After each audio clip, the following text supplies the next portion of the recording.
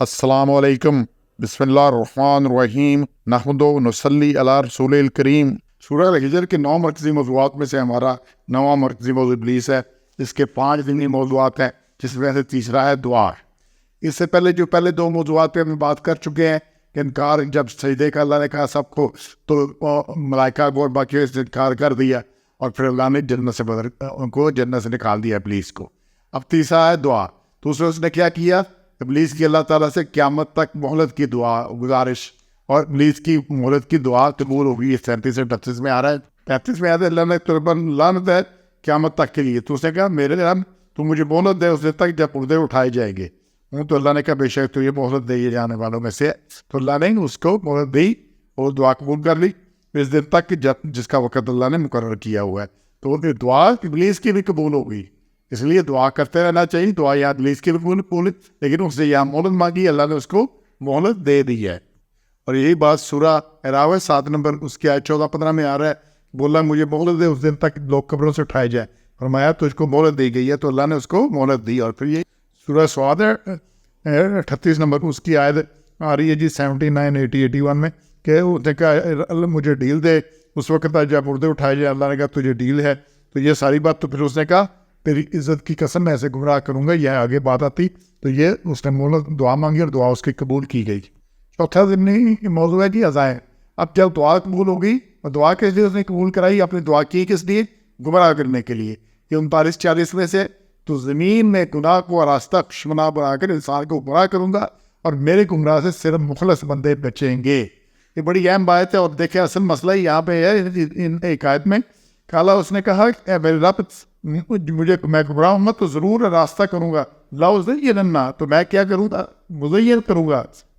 مزین کرنا، راستہ کرنا، اچھی طرح دکھانا۔ تو ان کے لیے زمین میں اور ضرور گمراہ کروں گا سب کو۔ تو اللہ سے وعدہ کیا میں سب کو گمراہ کروں گا اور ان کو ان کے گناہ راستہ کر کے دکھاؤں گا۔ اس لیے ہر خرابی بڑی راستہ اچھی نہیں ہے، جتنی بے ایمانی ہے، جتنا جو کچھ ہے جھوٹ ہے، جو کچھ ہے اچھا لگتا ہے، ہر خرابی جو ہے وہ دوزخ میں لے جانے والی اٹریکٹیو ہے، اس میں سے بندہ پھسلتا ہے، جاتا ہے اس کے لیے۔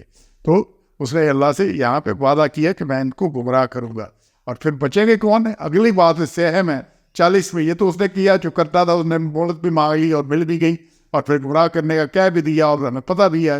اور پھر میرے گمراہ سے کرنے سے صرف مخلص بندے بچیں گے۔ یہ 40 ہے۔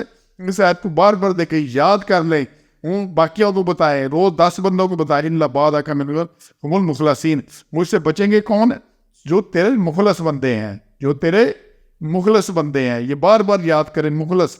تو جس کے میں اخلاص نہیں ہے وہ نہیں بچ سکتا، وہ نہیں بچ سکتا۔ یہاں بڑی کلیئر ہے، اور یہ قرآن میں بار بار یہ مضمون آ رہا ہے۔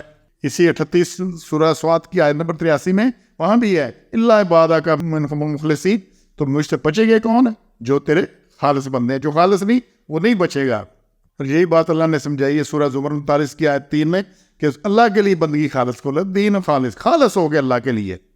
پھر یہی بات سورہ 37 الصافات اس کی آیت جو ہے 38 سے 40 تک ہے، پھر 73 سے 74 تک ہے، 127 سے 128 میں، 160 میں بار بار ریپیٹ ہوا ہے کہ بچے گے کون ہے؟ خالص۔ اب خالص ہوتا ہے جو 100% ہو۔ اگر 99% دودھ ہو، اس میں 1% پانی ہو، تو یہ کیا خالص ہے؟ یہ خالص نہیں ہے۔ اچھا یہ تو بڑی دور کی بات ہے۔ آپ 10 کلو دودھ لیں، اس میں 1 قطرہ پیشاب کا پانی کا ڈال دو، تو کیا یہ ٹھیک پاک ہو گیا؟ نہ پاک ہو جائے گا۔ اگر اس میں دہی کا قطرہ ڈال دو، اس میں لیمبو کا سارا پھٹ جائے گا کہ نہیں؟ تو اتنی بھی خالص ہو جو 100% خالص ہو، بالکل جیسے گاڑی کا ٹائر ہوتا ہے، تو اس میں 100% وہ پروف ہوتا ہے، تو اس میں سے واقعی نہیں نکل سکتی۔ ایک سوئی لگ جائے نہ خالصی کی، خرابی کی، تو سب خبر نکال دیتی ہے اخلاص۔ تو اس لیے اخلاص سب سے بڑی چیز ہے۔ تو یہ بچیں گے کون؟ خالص۔ تو اگر میں نہیں بچ پا رہا کہیں نہ کہیں شیطان کے گھیرے میں، تو اخلاص دے۔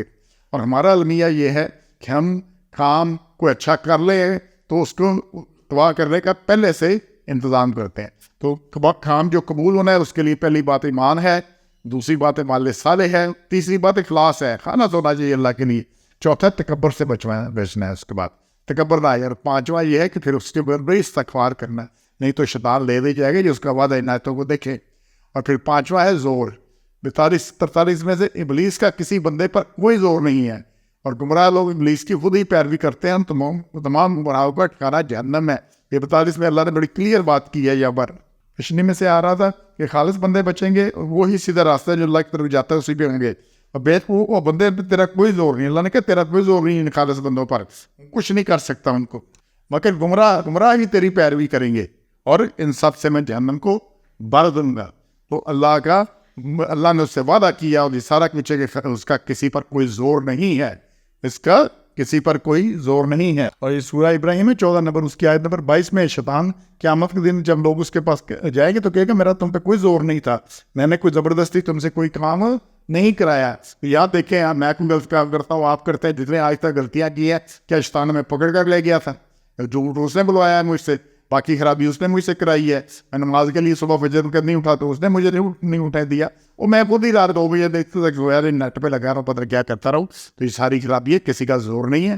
تو اللہ نے ساری بات بتا دی ہے, صاف کلیئر کر دی ہے. تو اس لیے ہم نے بچنا ہے, شیطان کا زور ان پہ چلتا ہے جو خالص نہیں ہے, جو گمراہ ہے. ہم نے خالص بننا ہے, اور خالص 100% بننا ہے. 99% خالص نہیں ہوتا. سبحان ربک رب العزت عما یصفون وسلام علی المرسلین والحمد للہ رب العالمین.